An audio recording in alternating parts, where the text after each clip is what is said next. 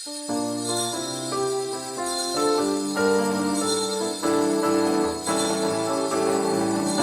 tayo sa Panginoon, siya'y awitan at ating purihin. Ating sambahin ang Panginoon, ang ating kubli at lakas. Lumapit tayo sa Panginoon, siya'y awitan at ating purihin. Lumapit tayo sa Panginoon, siya'y awitan at ating purihin. Lumapit tayo sa Panginoon. Sa ngalan ng Ama at ng Anak at ng Espiritu Santo, Amen. sumayin niyo po ang Panginoon At sumayo rin. upang tayo maging marapat sa misang ito, alina't magsisimula para sa ating mga kasalanan at pagkukulang. Tayo pong lahat, inaamin ko sa makapangyarihang Diyos at sa inyo mga kapatid, na lubha akong nagkasala sa isip, sa salita at sa gawa, at sa aking pagkukulang. Kaya isinasamo ko sa mahal na Birheng Maria, sa lahat ng mga anghel at mga banal, at sa inyo mga kapatid, na ako'y ipanalangin sa Panginoong ating Diyos. Kawaan tayo ng mapagmahal na Diyos, patawarin sa ating mga sala, at patnubayan hanggang sa buhay na walang hanggan. Amen. Panginoon, kaawaan mo kami. Panginoon, kaawaan mo kami. Kristo, kaawaan mo kami. Kristo, kaawaan mo kami. Panginoon, kaawaan mo kami. Panginoon, kaawaan mo kami. Yumuko tayo, maaaring ibulong sa Panginoon ang ating intensyon. Sama-sama nating pagdasal, ang bansa natin ay mayadya sa lahat ng masama, lalo na sa malakas na lindol. Sama-sama nating pagdasal ang kapayapaan sa ating bayan. Sama-sama nating pagdasal ang mga tumutulong sa atin at sa ating simbahan, ang mga may pinagdaraan sa buhay, ang mga may sakit at ang mga nag-aalaga sa kanila.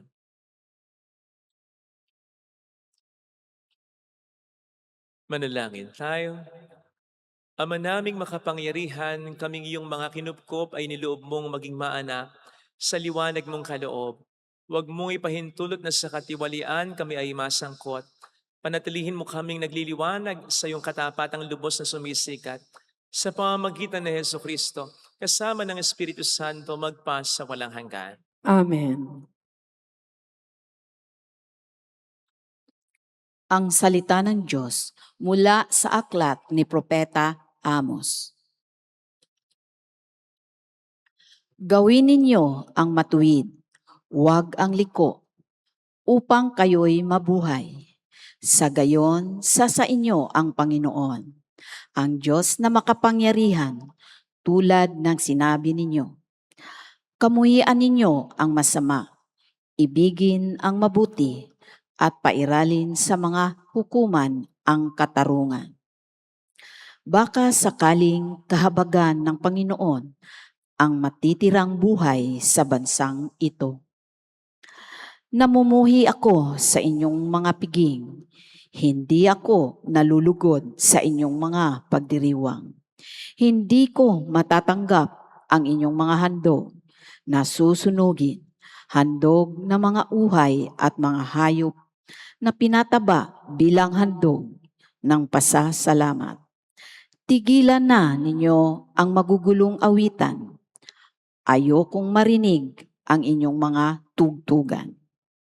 Sa halip ay pairalin ninyo ang katarungan, gaya ng isang ilog na umaagos ng patuloy.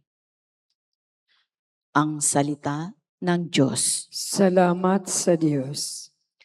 Ang masunuri ng Diyos ay sasagipin niyang lubos.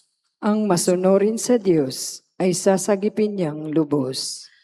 Kayong aking mga lingkod, makinig sa sasabihin. Ako ay Diyos, ang inyong Diyos. Salita ko'y unawain. Ako'y maroong patutuot saksi laban sa Israel. Ang masunurin sa Diyos ay sasagipin niyang lubos.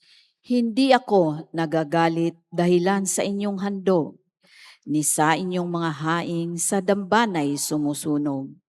Bagaman ang mga turoy hindi ko na kailangan, maging iyang mga kambing at ang iyong mga kawan. Ang masunurin sa Diyos ay sasagipin niyang lubos. Pagkat akin iyang hayop sa gitna ng kagubatan, maging bakang naglipana sa maraming kaburulan. Akin din ang mga ibong lumilipad sa itaas, at ang lahat na may buhay sa parang ay akin lahat. Ang masunurin sa Diyos ay sasagipin niyang lubos. Kung ako may nagugutom, hindi ko na sasabihin. Yamang lahat sa daigdig na narito'y pawang akin. Ang karne ng turo, iyon ba'y aking pagkain? At iyon bang inumin ko ay dugo ng mga kambing? Ang masunurin sa Diyos ay sasagipin niyang lubos. Bakit ninyo inuusal yaong aking mga utos? At bakit ang paksa ninyo ay sa tipan na tutungod? Pag kayo ay tinutuwid, agad kayong napupuot at ni ayaw na tanggapin yaong aking mga utos. Ang masunurin sa Diyos ay sasagipin niyang lubos.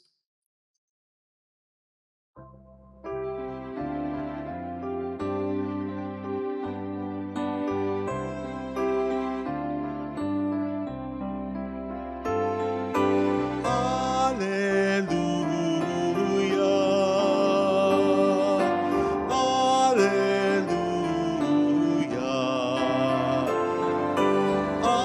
Hallelujah. Hallelujah.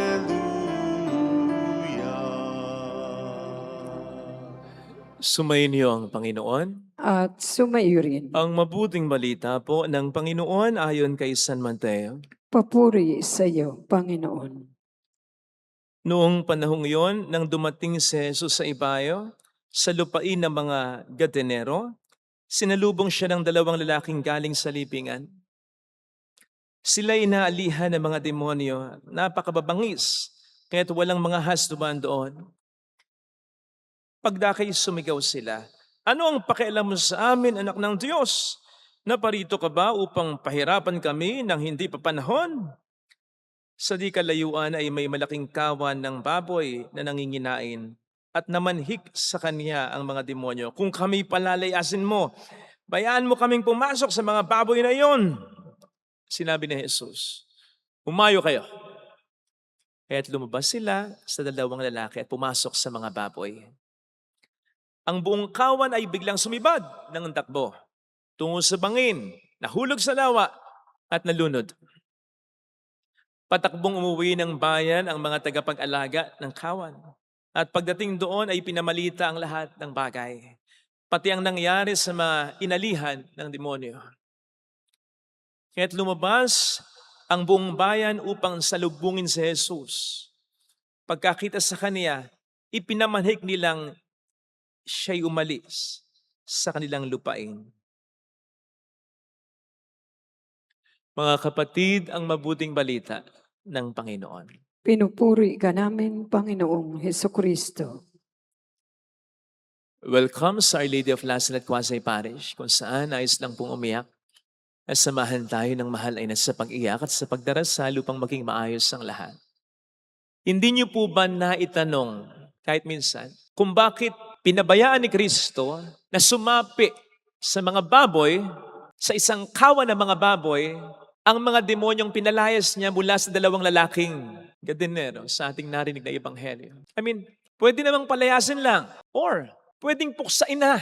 Bakit pinabayaan pa niyang sumapi sa mga baboy? Tuloy, ipinamanhik ng mga tao na siya umalis na sa bayan nila. Well, tandaan po natin mga kapatid, para sagutin ang tanong na ito, ang Diyos ay hindi kumikilos ng bara-bara. Lagi siyang may plano. So ang lahat ng kanyang mga sinasabi at ang lahat ng kanyang mga ginagawa ay may dahilan.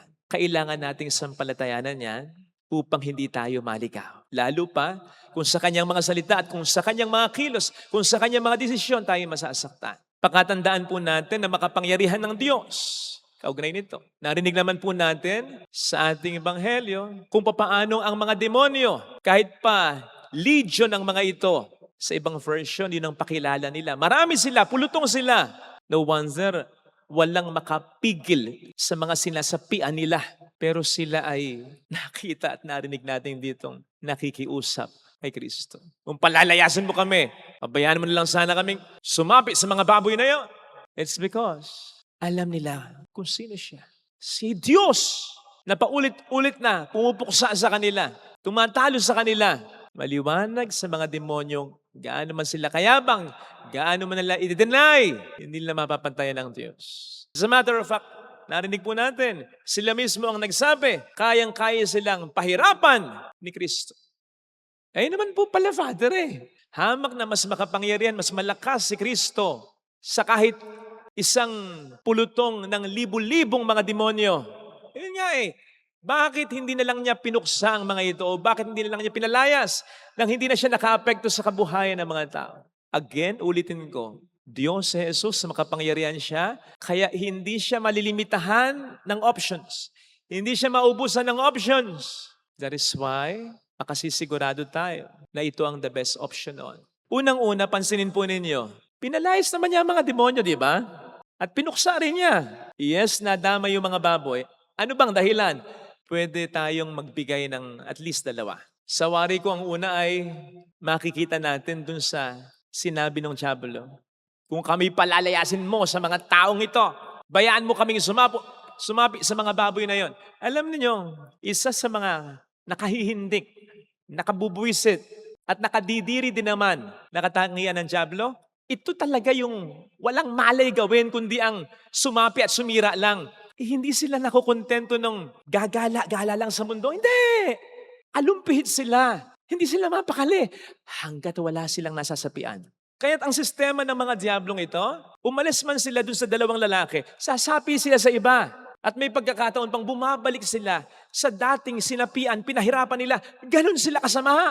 Wala silang malay gawin kundi ang sumapi at sumira. At gusto ng Panginoon na sa lupain ng mga gadenero, at least sa puntong ito, mawala ang isang pulutong ng mga demonyong nagpapahirap at magpapahirap ng walang humpay sa mga tao. Kung hindi niya pupuksain ang mga ito. Kaya imbis na sa tao, sumapi, sige, sumapi kayo sa mga baboy. Dahil para kay Kristo, obviously, mahalaga ang tao kaysa baboy. Now, tingnan po ninyo, huwag kayong mawawala dito. Ano ngayon ang nangyari sa mga baboy? Sumibad, bumulusok, sa bangin, sa lawa, and then nalunod.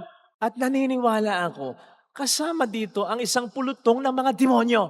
Patay na rin, or at least, naibulit ni Kristo sa kaila-ilaliman. And obviously, hindi ito nakita ng mga demonyong ito. Tandaan po natin, ang hinahanap nila masasapian at mapapahirapan. Hindi nila hinahanap ang lugar kung saan sila mahihirapan at kung saan sila mabibigyan ni Kristo ng katapusan. Hindi nila akalain ito. Kung akala lang nila at kung alam nila, ganun ang mangyayari sa mga baboy na kanilang sasapian, hindi nila i-request ito. So dito, naisahan sila ni Kristo. No wonder nung itanong sa kanya ng mga demonyo, naparito ka ba? Para puksain kami? Nang wala pa sa oras? Kasi alam ng mga demonyo, darating ang oras. Pupuksain sila ni Kristo. Mawawala ng demonyo. Ilalagay na lang talaga sila sa impyerno. Doon na lang sila maghihirap ng walang hanggan. Hindi na sila makapagminsala pa ng mga tao. Pero dito at least, sa pulutong, sa grupo ng mga demonyong ito, nalagas ito. Nang hindi pa panahon, nautakan sila dito ng Panginoon. Para malaki ang mabawas sa hukbo ng mga diablo. Okay. Of course, pwede rin po niyong sabihin, ayun na, yung Father, sige, kaya palang puksain ni Kristo Bakit hindi na lang niya pinuksa? Bakit hindi namin pa niya yung mga baboy? Ang mga tao nagalit tuloy. Yun. Yun ang isang magandang hint dito. Yung pinakahuling bersikulo. Na matapos, ipaalam ng mga tagapagbantay ng kawan ng mga baboy, sa buong bayan ang nangyayari, lalong-lalo na doon sa 2 lalaki, na finally freed from devil's oppression. Anong ginawa ng mga tao? Ipinamanhik nila, pinakiusapan nila si Kristo na umalis na. Bakit? Perwisyo sa kabuhayan nila. In other words, namili sila dito. Si Kristo ba? Yung liberation na maibibigay niya, yung blessing na maibibigay niya, yung kapanatagan, yung kapayapaan na maibibigay niya, o yung kabuhayan nila, o ano man o sino man na sa kanila ay mahalaga. At hindi si Jesus ang pinili nila. Alam po ninyo, para sa akin, kung papaano sa demonyo, planadong-planado ni Kristo ang aksyon niya, pati na rin sa mga tao. Planadong-planado niya ito. Sapagkat, inaalok niya ang kanyang sarili sa kanila na hindi naman mga Hudyo. Pero gusto niyang paglingkuran. Gusto niyang mahalin. Gusto niyang bigyan ng kaligtasan. Tulad ng mga Hudyo. Pero nasa sa kanila. Sapagkat hindi niya ipipilit ang kanyang sarili sa kanila. Lalong hindi siya papayag na piliin nila siya pero may karipal na iba. O di ba yun ang sabi ng ating Diyos? Ibigin mo ko ng buong puso, ng buong pag-iisip. Sapagkat kung may karipal siya, hindi buong pagmamahal yun. Wala dapat tayong ibang pinakatunay at pinakasolid na mahalin kundi ang Diyos lamang. So, planado ito ng Panginoon. Inaalok ko ang aking sarili sa inyo. Sino o ano ang pipiliin niyo? Unfortunately, nagkamali ng pili ang mga tao. At ito ang nakikita kong pangalawang dahilan kung bakit hinayaan ni Kristong maisakripisyo ang mga baboy. Hindi lamang para ipakita niya sa mga tao, hama kayong mas mahalaga para sa akin kesa mga baboy na ito. Pero hindi lang yun. Gusto rin ni Kristong makita, maramdaman sa mga tao. Higit din ba akong napakahalaga sa inyo kaysa kahit ano o sino sa buhay ninyo? Yun din po ang tinatanong ng Panginoon sa atin ngayon, mga kapatid. Kaya siguro, isipin po natin ngayon sa ating buhay kung ano yung at kung sino yung mga baboy sa buhay natin.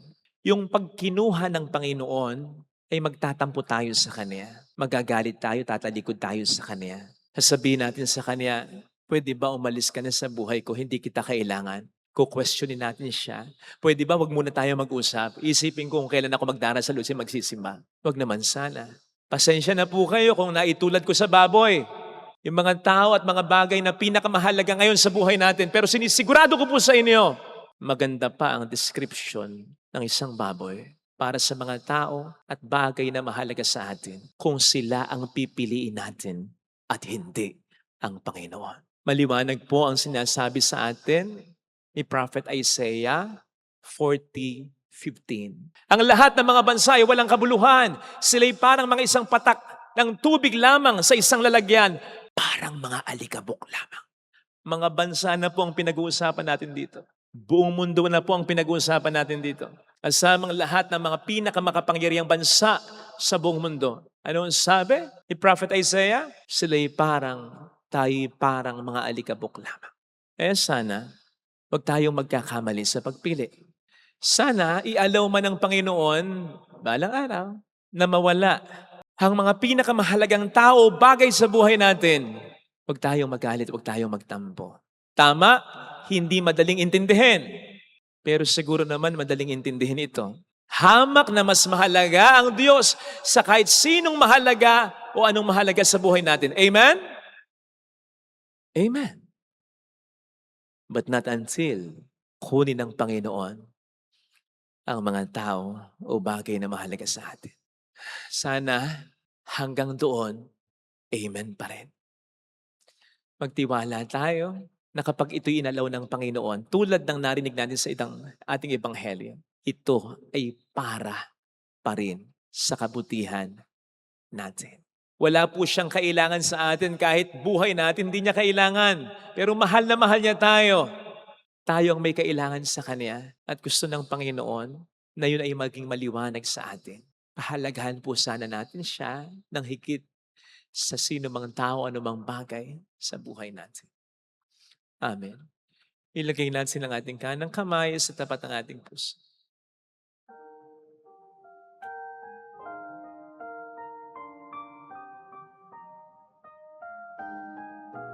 Alam kong may magagawa ang Diyos. Alam kong may magagawa ang Diyos. Alam kong may magagawa ang Diyos. Alam kong may magagawa makapangyarihan siya. ang Diyos. Kung ako'y magtatapat, Kung ako'y magtatapat, sa Kanya'y maglilingkod, sa Kanya'y maglilingkod, alam kong may magagawa ang Diyos. may magagawa ang Diyos. Alam kong diringhin ng Diyos ang samo ko, Alam kong di sapagkat anak niya ako. ng Diyos ang samo ko. Alam kong diringhin ng Diyos ang samo ko, Alam kong diringgin ng Diyos ang samo ko. kung ako'y magtatapat, Kung ako'y magtatapat, sa Kanya'y maglilingkod. Alam kong diringhin ng Diyos ang samo ko. diringgin ng Diyos ang samo ko. Pumikit tayo, Panginoon. Tulungan mo po ako na yung pag-amin ko kanina na ikaw ang pinakamahalaga talaga sa buhay ko ay mapanindigan ko. Kahit na dumating ang mga matitinding pagsubok na involve ang mga bagay at mga mahalagang tao sa buhay ko. Sana ano man ang mangyari, patuloy akong kumapit sa iyo. Siguradong masasaktan ako. Siguradong manghihina ako. Pero Panginoon, tulungan mo akong maging malakas na panghawakan ng alam kong totoo at alam kong pinakatama. Ikaw yun, Panginoon. Tulungan mo kung ikaw ang pinakamaging buhay ko. Hallelujah! Purihin ang Diyos. Hallelujah! Pasalamatan siya. Siya ay muling babalik sa atin. Hindi kanya iiwan. Hindi kanya pababayaan. Paniwalaan mo yan. Hallelujah! Purihin ang Diyos. Hallelujah! Sa dakdang panahon, babalik ang Panginoon upang tayo ay kunin. Tapat siya sa kanyang mga pangako sa atin. Sabihin mo sa sarili mo, mayroong magandang mangyayari sa iyo. Higit pa sa inaasahan mo. Sapagkat mahal ka ng Diyos, pakatandaan. Kung lalapit ka kay Jesus, kaya gusto rin yan na siya ang pinakamahalin mo, pinakapagkatiwalaan mo, at pinakapagsalalayan mo ng buhay mo, mayroong magandang mangyayari. Dahil ito ay para sa iyo. Kung nag-uutos siyang mahalin mo siya ng buo, ito ay para sa atin, kapatid. Kung siyang magiging lahat-lahat sa atin, wala na tayong magiging kailangan pa. Papuri sa Ama at sa Anak at sa Espiritu Santo. Kaparanan sa unang-una, ngayon magpakailanman at magpasawalang hanggan. Amen. Pag-aalay.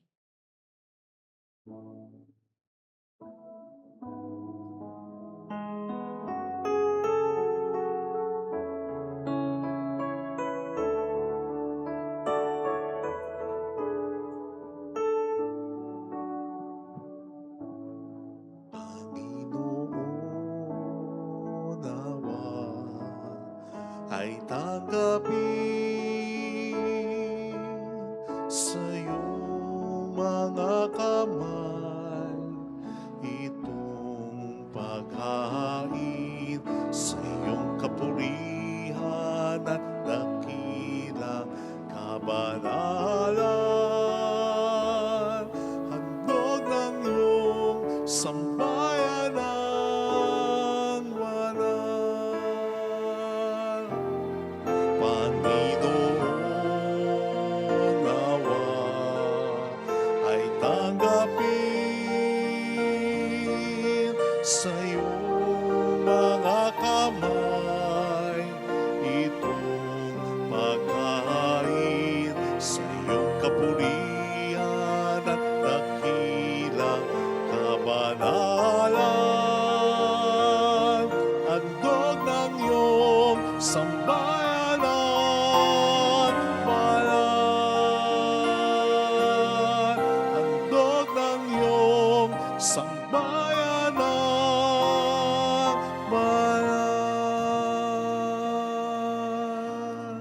Manalangin tayo, pangating handog ay maging kalugod-lugod sa Diyos Amang makapangyarihan. Tanggapin nawa ng Panginoon itong paghahain sa iyong mga kamay, sa kapurihan niya at karangalan sa ating kapakinabangan at sa buong sambayanan niyang banal. Ama naming lumikha, ang paghahain namin sa iyong ngalan ay siya nawang sa amin dumalisay upang ito ay maging pagganap araw-araw ng aming paglipat sa buhay sa kalangitan sa pamamagitan ni Heso Kristo kasama ng Espiritu Santo magpasa walang hanggan. Amen. Sumainyo po ang Panginoon. At sumaiyo rin. Itaas sa Diyos ang inyong puso at diwa. Itinaas na namin sa Panginoon. Pasalamatan ng ating Panginoong Diyos. Marapat na siya ay pasalamatan. Ama naming makapangyarihan, tunay ang marapat na ikaw ay aming pasalamatan sa pamamagitan ni Heso Kristo na aming Panginoon.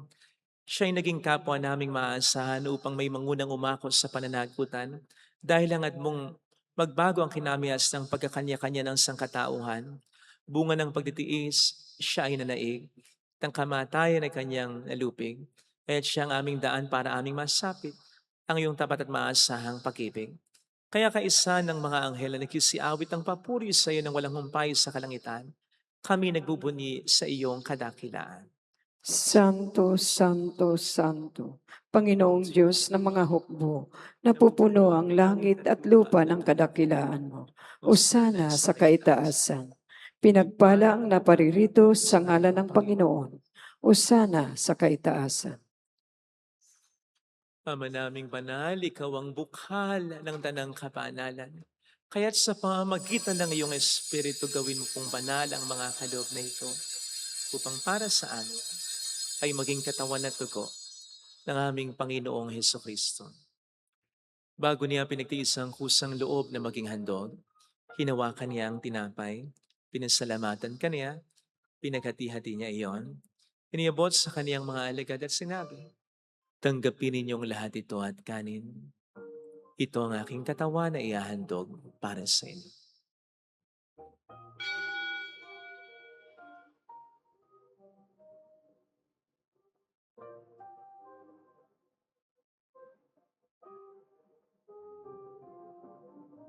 Gayun din naman ang matapos ng hapunan, hinawakan niya ang kalis. Muli kanyang pinasalamatan. Iniabot niya ang kalis sa kaniyang mga alagad at sinabi, tanggapin ninyong lahat ito at inumin. Ito ang kalis ng aking dugo ng bago't walang hanggang tipan. Ang aking dugo na ibubuhos para sa inyo at para sa lahat sa ikapagkapatawad ng mga kasalanan. Gawin niyo ito sa pag-alala sa akin.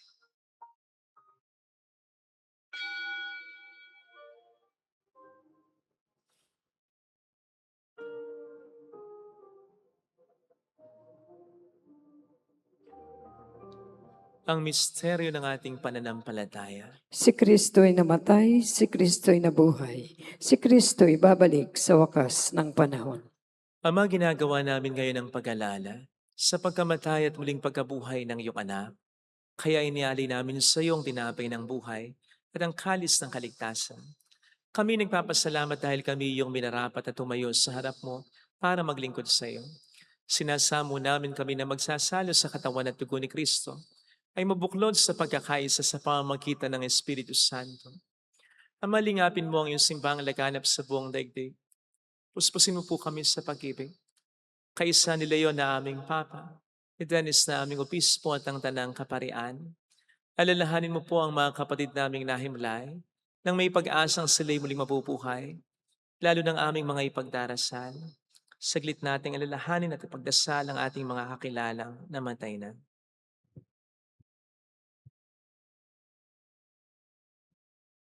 Kaawaan mo sila at patuloyin sa iyong kaliwanagan. Kaawaan mo at paging tapatin kaming lahat na makasalo sa iyong buhay na walang wakas.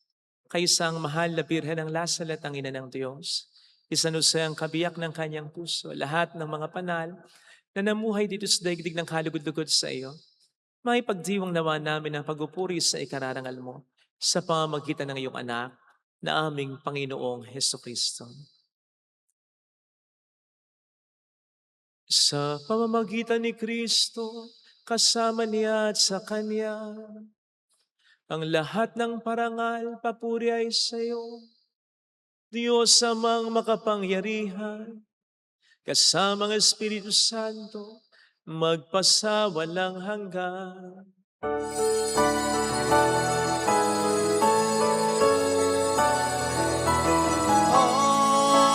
Amen.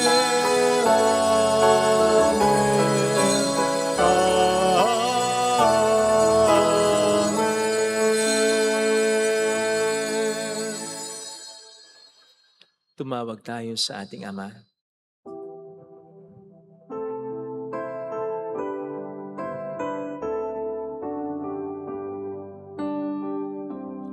Ama namin, sumasalangit ka, sambahin ang ngalan mo, mapasa amin ang kaharian mo, sundin ang loob mo dito sa lupa para ng sa langit. Bigyan mo kami ngayon ng aming kakanin sa araw-araw. At patawarin mo kami sa aming mga sala, para ng pagpapatawad namin sa nagkakasala sa amin.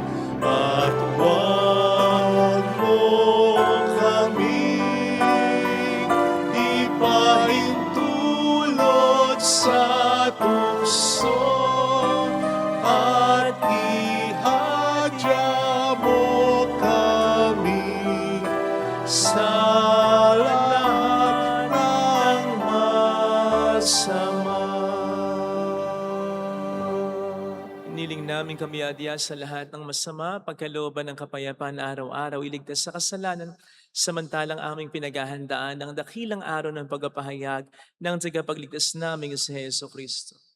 Sapagkat iyo ang kaharian, ang kapangyarihan at ang kapurihan, magpakailanman. Amen. Panginoong Heso Kristo, sinabi mo noon, sinasabi mo rin sa amin ngayon, kapayapaan ang iniiwan ko sa inyo, aking kapayapaan ang ibinibigay ko. Tuhayin mong aming pananampalataya, wag ang aming pagkakasala. Pagkalooban mo kami ng kapayapaan at pagkakaisa sa iyong kalooban, kasama ang Espiritu Santo magpasa walang hanggan. Amen. Ang kapayapaan ng Panginoon ay sumainyo nawang lahat. At sumaiyo rin. Magbigayan tayo ng kapayapaan sa isa't isa. Kapayapaan po, Spirit. Kordero ng Diyos na nag-aalis ng mga kasalanan ng sanlibutan, maawa ka sa amin. Kordero ng Diyos na nag-aalis ng mga kasalanan ng sanlibutan, maawa ka sa amin. Kordero ng Diyos na nag-aalis ng mga kasalanan ng sanlibutan, ipagkaloob mo sa amin ang kapayapaan.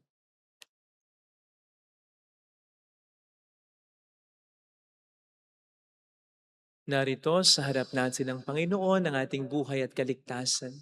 Mapalad tayong inaanyayahan. Panginoon, hindi ako karapat-dapat na magpatuloy sa iyo. Ngunit sa isang salita mo lamang ay gagaling na ako.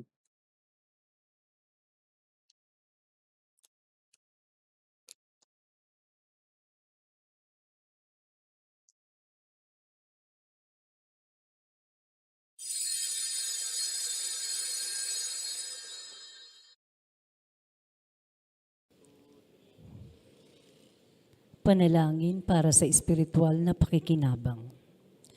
Panginoong Hesus, ako ay naniniwala na ikaw ay nasa kabanal-banalang sakramento. Iniibig kita ng higit sa lahat at ninanasa kong tanggapin ka sa aking kaluluwa. Sapagkat sa mga sandaling ito, hindi kita matatanggap sa sakramento. Tumuloy ka sa espiritu sa aking puso. Niyayakap kita na para bang naririto ka na. Inaalay ko ng buong buo ang aking sarili sa iyo. Huwag mong hayaang mawalay ako sa iyo. Amen.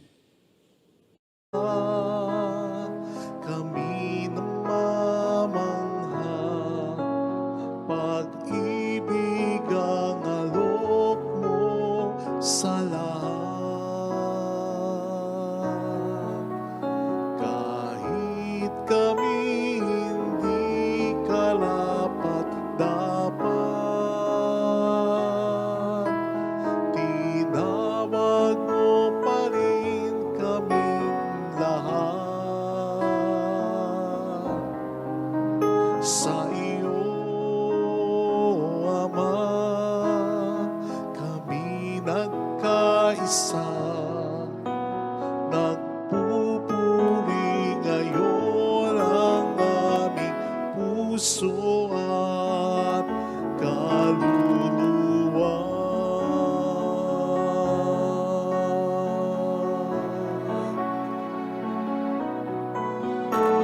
Dakila ka, O Panginoon, dakila rin ang iyong pag-ibig na handog. Dakila ka pagkat sa araw na ito, tinawag mo kami upang maging anak mo. Dakila ka, O Panginoon, dakila rin ang iyong pag-ibig na handog. Dakila ka pagkat sa araw na ito, tinawag mo kami upang maging anak mo.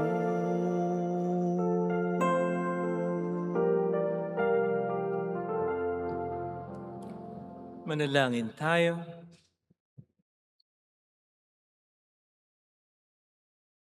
Ama naming mapagmahal, kaming iyong pinapakinabang ay lobin mong laging lumingon sa pinanggalingan ng tinanggap namin ngayon para pagsaluhan.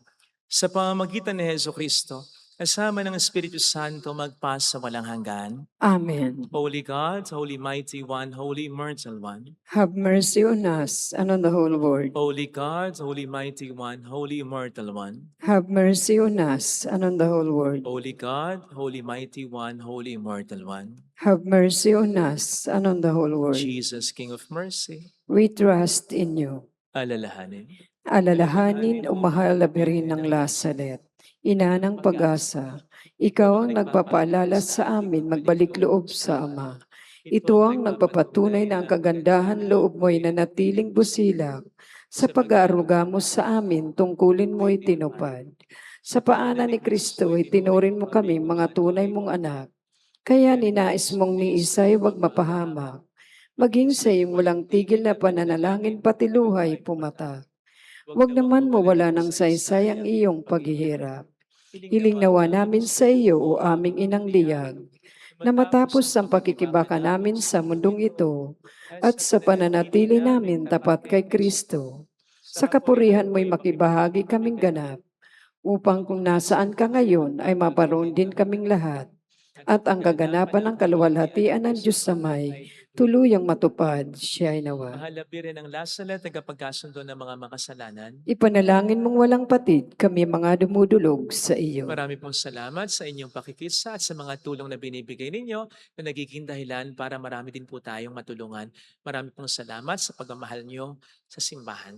Ang Diyos na pong bahalang magsublit sa inyo. Yan po ang lagi namin, lagi kong personal na dasal dito. Salamat po. Sumayin niyo ang Panginoon. At sumaiyo rin. Malain kayo kasama ng ating pamilya na mapagmahal na Diyos, ng Ama at ng Anak, ng Espiritu Santo. Amen. Umayo tayo sa kapayapaan ni Kristo. Salamat sa Diyos.